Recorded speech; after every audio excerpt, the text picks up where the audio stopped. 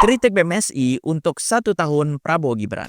Kalian pasti udah lihat kan kritik BMSI yang ini? Nah, beberapa hari ini ramai unggahan dari akun BMSI yang membahas dinamika ekonomi di Indonesia di 1 tahun pemerintahan Prabowo Gibran. Isinya kelihatan akademis, tapi kalau kita buka satu-satu, banyak yang ternyata parsial, bahkan nggak sesuai dengan data resmi negara. Jadi, benar nggak sih semua kritik itu valid? Mari kita bahas. Pertama, soal pendidikan dan program MBG. Mereka bilang anggaran pendidikan dipangkas dari 724 triliun, padahal undang-undang mewajibkan minimal 20% dari APBN. Faktanya, era APBN 2025 tetap mengalokasikan sekitar 710 triliun atau 20% dari APBN. Nggak ada pemangkasan. Yang berubah cuma struktur dan fokusnya. Sebagian dialihkan ke vokasi, digitalisasi, dan penguatan SDM daerah. Jadi bukan dipotong, tapi diarahkan ulang atau namanya refocusing. Saya rasa teman-teman yang memang ada di kementerian atau jadi ASN pasti paham. Lalu soal MBG atau makan bergizi gratis, kritik soal menu dan gizi emang ada di beberapa daerah pilot, tapi nggak bisa digeneralisasi seluruhnya begitu. Namanya juga tahun pertama, pemerintah masih nyusun standar gizi nasional dan distribusi logistik. Yang penting program ini nyata, berjalan, dan berdampak